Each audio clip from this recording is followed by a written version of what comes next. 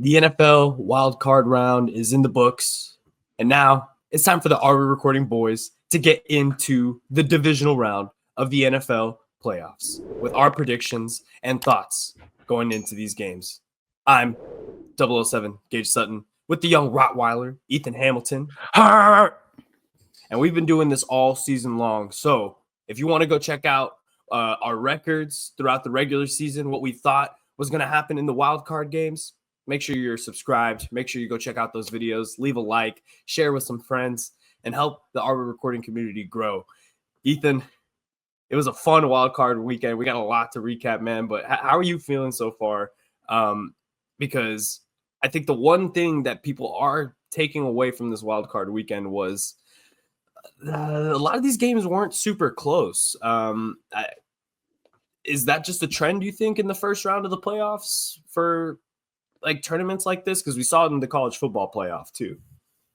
I don't know if it's a trend, but I do think it's probably what we expected was going to happen. I mean, when it comes to big upsets, I don't think we really had any. I mean, definitely I got some big predictions wrong, but as far as overall upsets, when it comes to like the NFL community and what thought they're going to win, I don't think we had any big upsets.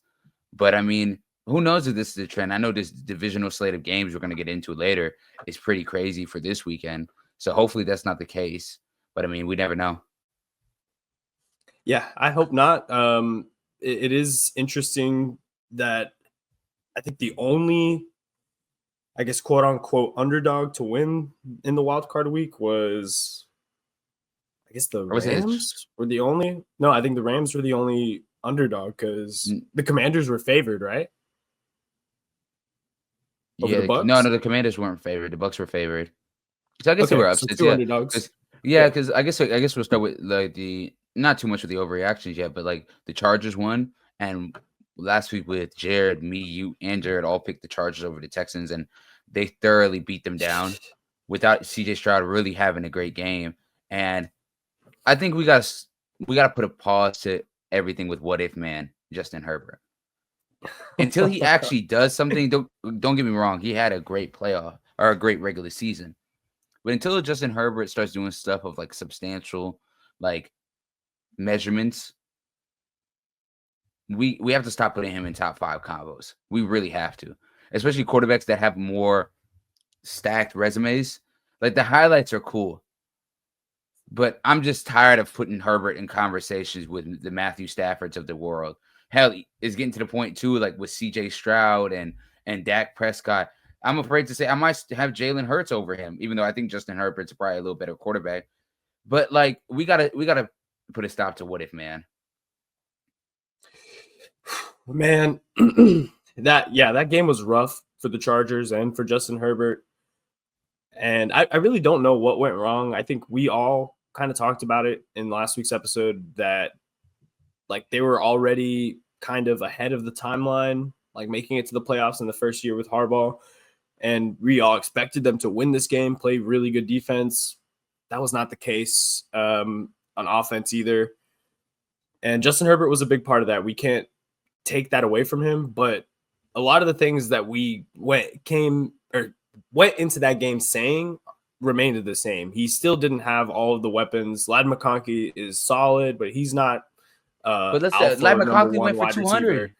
Receiver. He did go crazy.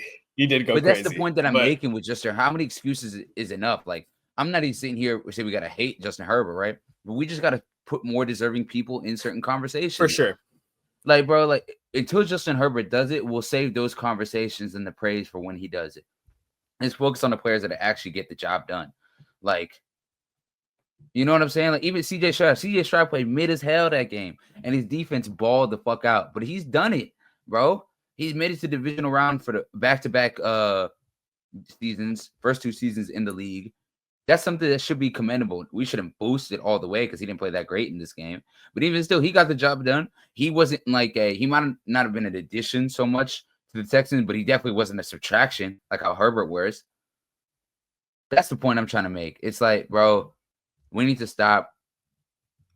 Justin Herbert has all the tools to be a top 5 quarterback, to be one of the best quarterbacks in the league. But as far as I'm concerned, enjoy a conversation with Baker Mayfield.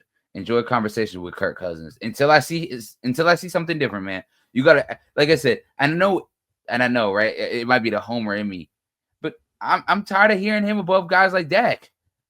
Dak never throw 4 interceptions in a playoff game. How many did you throw against Green Bay? 2. Okay, I remember that differently, but oh yeah, because y'all was up by 28 when he started throwing the picks. But that's the point that I'm trying to make, at least with Justin Herbert and the Chargers. Like, yes, for a regular season, they were extremely ahead of schedule. They made the playoffs in a division with the Kansas City Chiefs, but they did flame out pretty bad against the Texans, in large part due to Justin Herbert. Yeah, I agree. They're definitely going to have to do – he's going to have to do some reflecting this offseason and really look at what he needs to improve on to really take that next step. And I think what you're alluding to, Ethan, is playoff success. They got to the dance, but weren't able to make any noise. The goal for Justin Herbert next year is to get to the playoffs and not only get there, but play well and not sell, because that's exactly what he's done. When we really think about it, bro, like we think about, the game against the Jags, bro, one of the biggest, isn't that the biggest blown lead in playoff history? I think so. It's up. And it's Trevor up there, did not play good in that game either. No, but like, bro, Justin Herbert didn't play great. His defense didn't play great. Like, and if you want to put that game on the team all together, sure, right? When you blow that big of a lead, it's not gonna be on just one person. It's complacency from top to bottom. But this game against the Texans was on Herbert. And I want to give not shout out to Quentin Johnson. Quentin Johnson had a solid sophomore season in comparison to how bad his rookie season was. But he's just not a quality NFL number 2, and he's not a number 1. He might be a rotational guy you can have, but if I'm the Chargers, you work this offseason, you did great getting Joe Alt. Him and Rashawn Slater, chef's kiss. The defense started playing way better. You need to start getting him weapons, bro. Yeah, Ladd McConkey is a steal in the second round. You need to go get another weapon. J.K. Dobbins is a very solid running back. You need more running backs, or at least a higher quality one, because he's just he was good this year, but he was a little inconsistent. So if I'm the Chargers, I'm with you. Yep, and we'll talk about the Texans more as we get into our predictions for next week, but obviously very impressive win for them. Next, we'll talk about the Baltimore Ravens and the Pittsburgh Steelers. So the Baltimore Ravens take care of business at home against the Pittsburgh Steelers. Kind of what we predicted. Is there anything that you really want to say about the Pittsburgh Steelers season that you didn't say last week about Mike Tomlin? Not really, man. But I do think the conversation is really interesting when it comes to Tomlin, right? I feel like everyone's kind of noticing the common denominator. It is Tomlin. And even though I am a hater of the Pittsburgh Steelers, no shame in my game. What I do want to say is I think this Tomlin's been nothing but great for the Steelers. I don't know too much about a team builder, right? Because I don't think it took him years, but he finally fixed the defense, right? When probably Big Ben and Antonio Brown and Le'Veon Bell, those teams needed it. But now you kind of are missing that offensive firepower. I think Mike Tomlin should leave the Steelers. I think for him, that chapter is closed with the Steelers. I don't think the Steelers should show Mike Tomlin their ass to kiss and shoo him out the door. No, he's done too much for them. But I do think Tomlin should consider maybe going to a different team where he's able to coach a competitor, because I think that's what he's capable of doing still. Yeah, I think I had heard that too, that sometimes like when you're in the same building for 20 years, you just kind of need a change of scenery. And I'm personally a Mike Tomlin fan. I think he's a good coach, man. He's able to keep these teams above 500, which again can be criticized, and for good reason, because they lost in the first round. They've lost in the first round for the last 5 playoff appearances. So I get the Pittsburgh fans' frustration, but Mike Tomlin's a good coach. He's probably not leaving, if we're being completely realistic. Like I don't see Pittsburgh firing him or him leaving anytime soon. But if they somehow underachieve and we keep getting the same Steelers that we've been getting the last couple of years, maybe it's more likely than we think. But Yeah, maybe. Pittsburgh's going to have a lot of decisions to make this offseason, too. I think Russ, Justin Fields, Najee Harris are all free agents. Yeah, they're going to have some choices to make, especially with the direction the team's going to go. It feels like they're at a crossroads for the first time, like, in a minute. Yeah, it'll be interesting to see what direction they go, who they decide to keep in Pittsburgh. But we'll move on to our Sunday slate of wildcard games where the Bills stomped the Denver Broncos. And I kind of had a feeling that this was going to happen. So kind of just recap the Broncos season. Again, we talked about them last week and all of the just success that they've had and how soon that we got it, expecting, or, coming out of nowhere. We did not expect this out of first year with Bo Nix and all this. So anything to add on the Broncos, man? I think they had a good The Broncos season, had a smooth season, but like I said, they're only going to go as far as Bo Nix takes them. And this is a good season for him, right? I'm still not sold too much on Sean Payton, what he's done with that team, but they know what they got to do. I feel like they need to beef up really just the linebacker room. I think Nick Bonito was great. It was a great pickup for them in the draft. But linebacker room, I still think needs to be beefed up. I just don't think they have enough dogs on that defense. They do have a great defense, right? But I think they're missing maybe one or two X-factor players to go alongside Pat Surtain, which is easier said than done. But if they're able to do that, I think they can take that team to the next level. Yep, they just need a few more pieces to get into that like heavyweight tier because it was evident they just weren't on Sunday against the Bills. Machine with Buffalo. Yeah.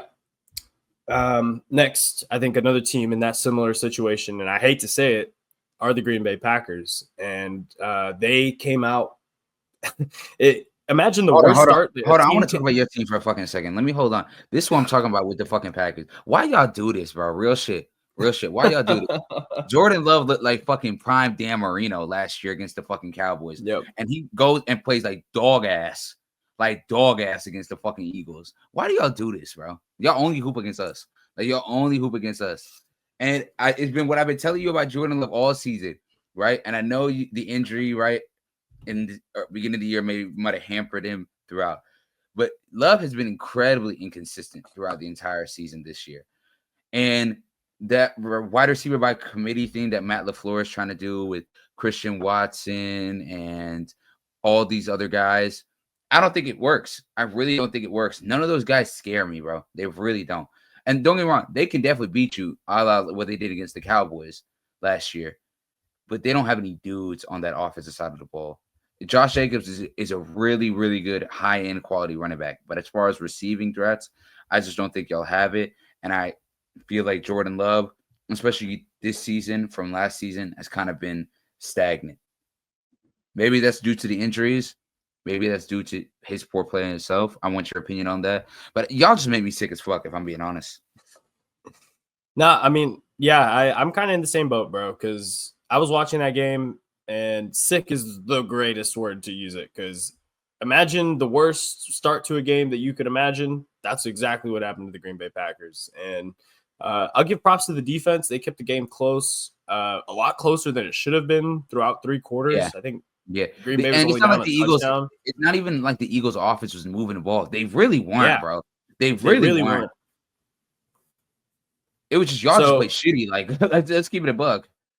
So exactly. I think that's where I'm gonna say is like we just need some more dogs, because the thing about the receiver core, like you said, is all of those guys have to be healthy in order for them to be what they need, because they have Jaden Reed who runs the slot. You've got Dobbs who does like the intermediate over the middle catches. You got Christian Watson who's able to open up the top of the defense with his speed. If you don't have one of those guys out there, one of those elements of the receiving room is off the field. And I'd rather just have one guy who can do all of those things, and you don't have to really rely on the health of your entire receiver core for your offense to roll. So I think that's part of it. I also will put blame on Jordan's, his plate, because he just made a lot of risky throws this year, a lot of just questionable throws. So again, I like the aggressiveness. That was something that I complained about with Rodgers, that I wanted to see him take more shots. So that's something I do like about Jordan, that he is aggressive, but sometimes he's got to learn how to tone it back. And it might help him to get some more dogs in there, and especially at the wide receiver room. And we need another cornerback too, because I don't know what the future has for Jair Alexander. I don't know if it's going to be in Green Bay, but they desperately need another corner because, I mean, Devontae Smith was going crazy against us in the third. They didn't even need to use A.J. Brown like that. They didn't even need to. He was reading a book on the sideline. He was reading a book on the sideline. Yeah, like, that's how. No, like, it's no. I'm with you. I feel like y'all definitely need wide receiving core, but we've been saying that since the Rodgers years, right? And I think it's just up to LaFleur if he wants to spread the dough on getting a wide receiver. Who knows? Maybe Devontae come back, but even then, I wouldn't be mad at Devontae coming back. And the more realistic thing is, I do see them going after a wide receiver in free agency. And maybe drafting one, but they will not draft one in the first round, because if you know maybe the Green Bay Packers, maybe T. Higgins would move mountains for y'all. I don't think T. Higgins would be nice. I don't think so either. I think he's probably going to stay in Cincy. The matter is just how the hell are they going to pay him? So we'll see. But I think T. Higgins or Devontae Adams would be game changing for the Packers. They just need to go and do their thing this offseason, be aggressive, add some pieces, and Jordan, just keep getting better, man. We need him to have a big year next year too, because Christian Watson's going to be out the beginning of next year. He's on a contract year. So is Romeo Dobbs, and Dobbs had like the way they plan. I don't think any of them paid. I don't think any. Dobbs had like 3 concussions this year too, man. So this is like the injuries that we have to worry about, because I mean, they're good players when they're on the field, but I mean, again, Watson injured all the time. Dobbs has been in and out of the lineup all year. So yeah, we'll see what happens with the Packers. But moving on to another NFC North team that, honestly, this is probably best case scenario for them. I know Minnesota fans don't want to hear that, especially because they are the winningest franchise without actually winning anything when it comes to regular season wins, postseason wins. Hell, look at the stacked players they've had on their teams, and they've not been able to get over the hump in the Super Bowl. And what did they go this year? 14-3, something crazy like fucking that. And for them to get the brakes beat off of them by the Rams in LA, which I didn't see coming. I always thought the Rams had a shot. I'll be the first one to say I was waiting for the Rams to do something, and they did something. They showed me. But this is best case scenario, right? And I don't want to harp on Sam Darnold too much, because I feel like everything that's been said about him has been said, but I've never seen somebody lose that much money so fast. We was having combos a couple of weeks ago. Is he going to get $40 million a year? Is he going to get 50? And don't get me wrong, he's going to get his money on. Like, he'll probably get a $25-30 million contract offer from somewhere else. But as far as maybe robbing somebody in broad daylight for that fat ass Brinks truck, I don't see him getting that. And it's not in large part totally because of him, right? He played ass, but when you get sacked 9 fucking times, that's on the O-line sometimes too, man.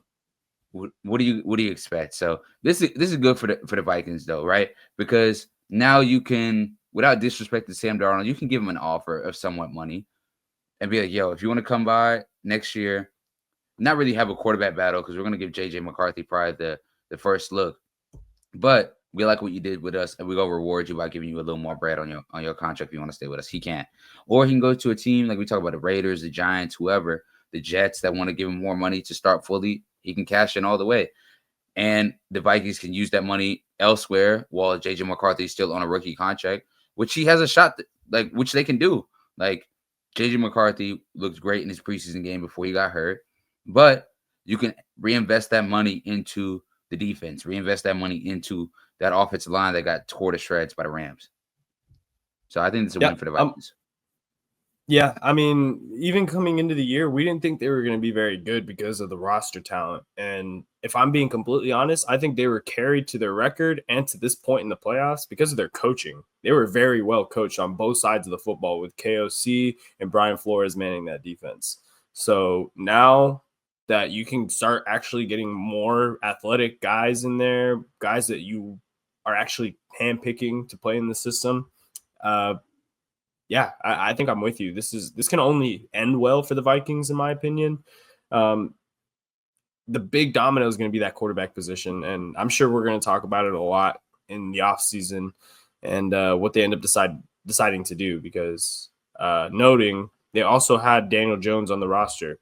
So, yeah, I don't know. I guess we'll see what road the Minnesota Vikings take, and hopefully they don't come back this strong next year. So, for y'all sake. for me, and as a Packers fan, yeah.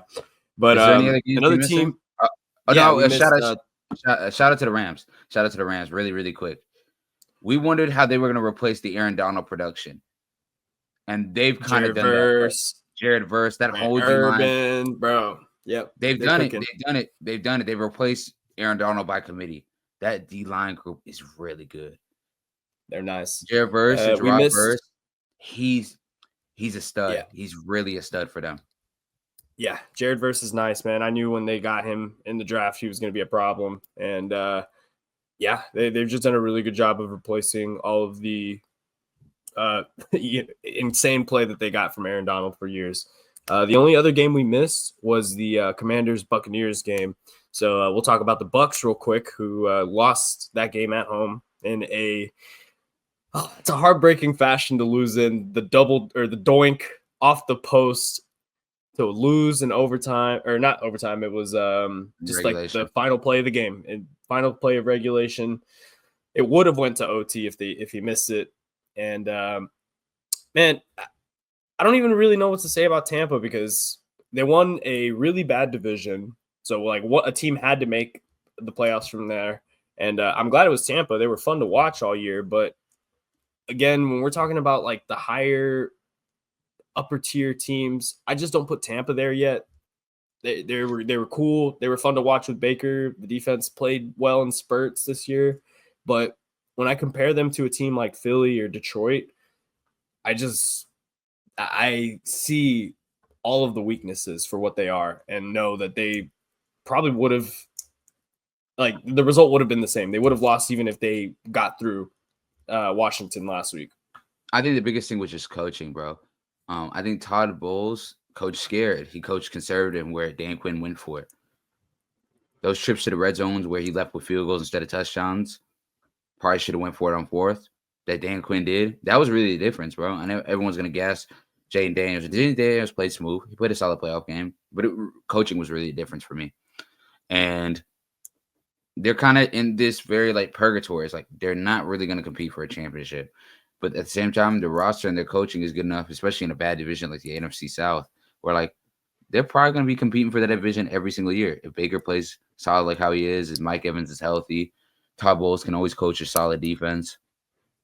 It's tough for them. It's tough, but maybe they need a hard reset, similar to like we were saying with the Steelers. Yeah, I don't know. It's, I guess, a little bit different of a situation since you bring it up with, winning the division. Pittsburgh can't say the same. At least Tampa is winning their division. But is that the end goal? Probably not. You want to win Super Bowls. So speaking of winning Super Bowls, that leads us to the next round of the NFL playoffs, which, as we're recording this, will start in just a few hours with the Texans visiting the Kansas City Chiefs. And Ethan, it's time for my team to play. Finally, it's time for my team to play. I have a feeling that yeah, I know. It's been a long time since you've seen Patrick Mahomes suit up for the Kansas City Chiefs. Almost 3 weeks, right? Yeah. Well, I want to get your thoughts on it then. As a Chiefs fan, how do you feel about this game and Patrick Mahomes in the divisional round as a whole? 1-5 in Arrowhead. You already know how this script will end. Especially off damn near 3 weeks of rest. And he's getting guys back healthy. DeAndre Hopkins is getting more and more acquainted with the offense. Xavier Worthy's being moved back now into his gadget role, with Hollywood Brown coming in sort of at that wide receiver spot. Travis Kelce, much needed break, because he is washed. Don't get shit twisted. But some way, somehow, Pat will always find him. So the rest is really what they needed. Now, offensively, I'm not too worried about that, especially with Kareem Hunt and Pacheco splitting touches in the backfield. It's defensively, right? We talked about how last year, how generational that defense has been. This second half of the year, they've kind of fallen off a little bit. And it's been balanced out, though, because of how great the offense is. But still, I think that's really going to be the key for the Chiefs. Defensively, are they going to not let Nico Collins abuse them? Because that's really the Texans' only clear path, is not really stack the box for Mixon. Respect Mixon, of course, but just don't let Nico Collins go insane. I think they got in the bag. I mean, I think that's a pretty solid game plan. Just keep Nico Collins contained, and you got a pretty good chance of winning if you're Kansas City. The thing for Houston, or at least the key thing I'm looking at, is their defense, because their defense is what won them their game last week against the Chargers. They're going to need big games from the defensive line. Will Anderson. Will Anderson's such a stud, bro. Yeah, Will Anderson. The combo of so him and Daniil Hunter, man. Yeah. Stingley too. And, shout out to Stingley, 2 INTs, first team All Pro this year.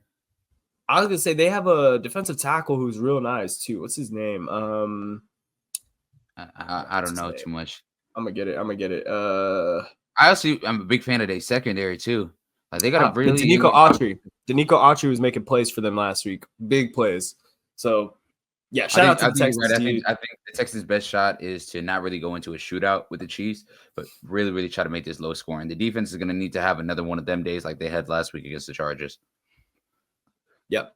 And that's what I was just about to say, is shout out to the Texans D. Shout out to the Texans for the season they've had, overcome a lot of adversity. I want to make sure. Yeah, I know. I heard it. I want to make sure. I heard it. Who you got in this game? Who you got in this game? I'm taking the Chiefs. I'm taking the Chiefs. Chiefs. Okay, cool. Yeah. You got my Chiefs. All right, bet that. Well, let's hop into the next game. We got the Commanders at the Lions, right? Commanders got their first playoff win. What was it? And since 2005, 2002. Let's see before we do Cox sources. How long was the Commanders' playoff win drought? It was 20 year. It was 20 years since 2005. Wow. You're right. Yeah, and their present is to play the 15-2 Detroit Lions at home. Yeah, no. It was a nice story for the Commanders. For other people, I don't fucking like the Commanders, but yeah, I think they're about to get routed. And we the Commanders.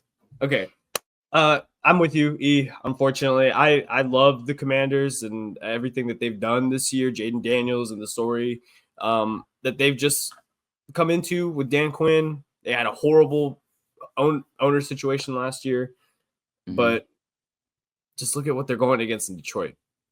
Like you said, 15-2. This is the most high-powered offense. They're getting healthier on defense. They had a week off. And Dan Campbell will be ready to go for it on fourth down and bite their fucking kneecaps off. So I'm taking the Detroit Lions, unfortunately. But, yeah, this one just seems like a layup. No, yeah, I'm right there with you. All right, and then tomorrow we got Texans Chiefs play first today, and Commanders and Lions, and then tomorrow we got a divisional round game. Come on, tell me. You want me? You got it? Yeah. Rams at Eagles at 2:00. That's right. So why am I blanking on that? That was the last game I was missing. I was thinking of Bills, Ravens, which we are going to get into. But Rams Eagles, night, man. I think it's going to be. I think it's going to be a smooth game. I think it's a potential to be a thriller. Right, the way that Rams defense, especially defensive line, has been playing. Philly, again, not really too convincing against y'all, especially offensively. And that's my thing with Philly is, like, on paper, they really should be the favorites to win the whole thing. But the biggest question mark is Jalen Hurts. And when your quarterback's the biggest question mark, it's hard to say what they're going to be able to do. Now, the Rams coming into this after upsetting the Vikings, a little bit higher expectations. Now, how do the Rams handle higher expectations going into Philadelphia? I think is going to be the question. Yep. I'm with you there. The Eagles, to me, I just feel like their defense has been playing so good. Saquon, I think, ran for like 300 yards last time they played the Rams. So I'm assuming that the Rams are going to come in with a better game plan and not let Saquon dominate it. So the fact that you bring up Jalen Hurts, 100%, I'm with you. I think he needs to have a huge game in the playoffs because last week he just kind of had to make the plays that he had to win that game. This one, they're going to need a big week from him. There are going to be times where Saquon's going to get tackled behind the line, or maybe not behind the line, but he's going to get stopped short, and you're not going to be in tush-push range. Jalen's going to have to make some plays. So where are you leaning on this one, Ian? Because I know you're an Eagles hater. I want to hate so bad, but I'm going to save my hate for the week after when I think they're going to play Detroit. So this week, actually, no, I think the Eagles do it. I think the Eagles beat the Rams. I'm rooting for the Rams, though. Don't get shit twisted. But I think the Eagles do it this week. I think they win. Man, I could definitely see the Rams winning this game. But I'm going to go with the Eagles, too. I like what I've seen from them as a team, and they're playing in Philly. I feel good about this for the Eagles, and hopefully we do see that Detroit-Philly matchup. I think that's what everyone wants to see in the NFC. But finally, we'll get to our last game, and I think this is going to be the best one of the 4 this weekend. Yep. I think we got a classic. We got an instant classic, I think, with the Baltimore Ravens visiting the Buffalo Bills. 2 MVP candidates battling it out, Lamar Jackson and Josh Allen. Ethan, I didn't know who I was going to pick coming into this recording. I still don't know who I'm going to pick because I don't want to see either one of these teams lose right now. I'd rather see them play in the AFC Championship personally. The AFC Championship. But I feel you. Well, I'm gonna start. I think we're gonna be split on this. Last time these two teams played, they played in Baltimore. The Ravens blew the doors off of them. But the caveat is they didn't have Amari Cooper. And I think that's gonna be a big, big help to the Bills having a number 1 wide receiver like him, especially with Stevens on the outside for the Ravens, who he was targeted so many times last week against the Steelers, and really since he's been put into the starting lineup. And now that you have a guy like Amari Cooper, I think the Ravens are going to have to respect that. They're going to have to double him at the very least, unless they have Humphreys traveling with him. And a big thing, too, is what are the Ravens going to do with Kyle Hamilton? Are they going to have him in the box with Josh Allen? Or are they going to have him covering Dalton Kincaid? That's going to matter. That's going to matter in what the Bills are able to do. And James Cook is probably their best skill player. And he was shut down completely in their last matchup. But I think, like I said, with Amari Cooper on the outside, I think he's going to help a lot. But I think the Bills' saving grace in this game is them playing at home. I think they're really going to have to lean into that atmosphere. The defense is going to have to feed off that energy and try to force the Ravens into some turnovers, some costly mistakes, and have to capitalize off of it. But I'm really leaning towards the Ravens. If this was in Baltimore, I'd say Baltimore by double digits, but I'm going to go Ravens and Lamar. Again, I want to see both of these guys win Super Bowls, MVPs. I like both of the quarterbacks, and I think both of the teams are very good. I think I'm going to go Buffalo just to play a little bit of devil's advocate, make it a little interesting for next week's show, E. So when we come back, we can talk about our picks and how they differed.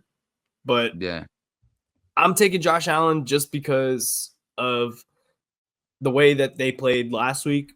They are on a roll. And I think Baltimore, for all of the strengths that they have, they're going to be without Zay Flowers this week. It's looking like. I don't think he practiced at all this week. So he might be a game time decision. And if they don't have Zay Flowers on the field, I think that's a big problem for them. Yeah, they said Zay Flowers is doubtful for today. Yep. I think that does hamper them a lot. But I mean, you're gonna have to stack the box against Derrick Henry, bro. You really gonna. But then again, like They tried that last week, and Lamar was killing them in the killing them in the read option. So yeah, he went for 24 for damn near 200 yards last time they played. Yeah. Receiving didn't even have to go Is this crazy. It was Justice Hill. Zay Flowers had is one this catch going to for be a 10 high yards. scoring? Is this going to be a high scoring game? I think it's gonna be in the 20s. I don't think it's gonna reach the 30s, but I think it's gonna be closer than the last matchup. Like I said, because of Amari Cooper and Josh Allen himself just upping the level of play. But like I said, I like Baltimore's chances a lot. All right, man. Well, I guess we'll see who we see in the AFC and NFC conference championships next week. Ethan, any last thoughts on NFL divisional round or anything NFL related? Head coaching NFL related. hires. I got you. My former team, the Dallas Cowboys. Hired Them and Deion Mike McCarthy Sanders. split it. Don't get me started. They got split it, right? We'll touch on this. I know we got to wrap up. I really think more than anything it was Mike McCarthy that said, I'm cool. I think Mike McCarthy's going to go coach the Bears. I think Mike McCarthy was kind of fed up with how the Joneses was treating him. And that was treating was how the Mike McCarthy and the Jones were why am I rambling? How the Jones were treating him in this contract negotiation, being just half in, half out. And I respect Mike McCarthy for that. Because if you're not wanted, you're not wanted, right? And the Jones are a mess when it comes to how they're handling this coaching hire so far. Who I want to replace him, it's hard, right? Because I really think the Cowboys need something different. Mike McCarthy was a step in the right direction from what we had with mediocrity with Jason Garrett. But I feel like with the reports of having a guy like Kellen Moore, that's more one step forward, two step back. I really don't want Kellen Moore, right? Dak kind of took a step up when Kellen Moore left and Mike McCarthy ran that Texas Coast offense. He went to the Chargers, didn't do well there. And he's doing well in Philadelphia, I think more so because of the talent that they have more than anything, and less to do with him. I really don't want Kellen Moore. I want a leader of men. And if it was up to me, who I think the Cowboys should do, they're not going to do. Who they should do, I think it should be Aaron Glenn, defensive coordinator for the Lions, former Cowboys I'm not player. mad at that. So there are a lot of yeah. I was gonna say there are a lot of reports connecting him to the Jets because he played for New York, and a lot of people are starting to do the former player, former team kind of thing since Vrabel signed with the Patriots. You don't see the Deion rumors having any validity to them? I don't. I think Deion would take it if he was offered, point blank, period, regardless if it meant him bringing Shador or not. I just think it has more to do with him probably using this to get more money from Colorado, and Jerry needs the good publicity. Oh, see, I tried to get Deion, but he's going to stay at Colorado. No, I don't think Deion's coming. I wouldn't be opposed too much to Deion. Like, I don't think Deion's the worst option. I just think more likely than not, the Cowboys are going to hire someone like Kellen Moore. They're going to hire somebody like John Gruden, which I don't want. Hey, get John Gruden back on our television screens. Why not? In Dallas. I think there's a very good chance. Because I see the Cowboys, you have to click a lot of boxes of recently to be a Dallas Cowboys head coach. You have to have a relationship with the Joneses. John Gruden has that. You're going to have to kind of fit the mold of somewhat what Mike McCarthy was of having previous success. Like they want a veteran head coach. John Gruden clicks that. And I think he would help the offense. I think he would. But I don't know if he's I'm his stint with the Raiders left a sour taste in my mouth. Pause. And I just don't want nothing to do with it. I'd rather us go another route. And a guy like Aaron Glenn, I would love. Which rumors they did I think virtual interviews with him and Ben Johnson already. But I would love, I think virtual interviews. I think they did virtual interviews with the two of them. I know they did an interview with Kellen Moore already, a virtual interview with Kellen Moore. So what I heard was that Dallas wasn't able to conduct interviews with Ben Johnson and Aaron Glenn because like they were preparing for the playoff games. I heard that too, but then again, I heard that too, and you might be right again. I think they said that they were gonna have to wait to schedule their meetings with Ben Johnson and Aaron Glenn until after they lose. But regardless, I personally don't think they have a real chance at getting Ben Johnson. I think Ben Johnson is kind of It's looking like he's kind of out of the realm of possibility. Yeah, I'm looking at Oakland for him, or Oakland. I'm looking at Vegas. I'm looking at Vegas, yeah. Jacksonville, maybe. Yeah.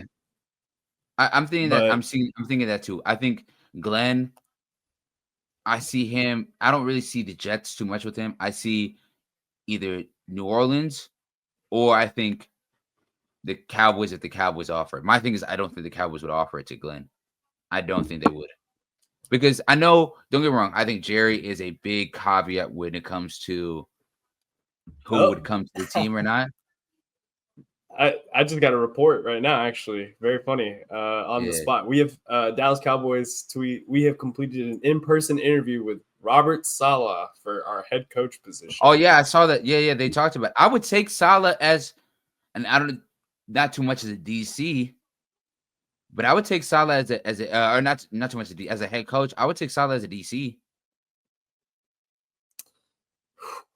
I mean, I definitely would take him as a DC, but like, why are you so hesitant to give him a head coaching job? Because like, I know his stint in New York was bad.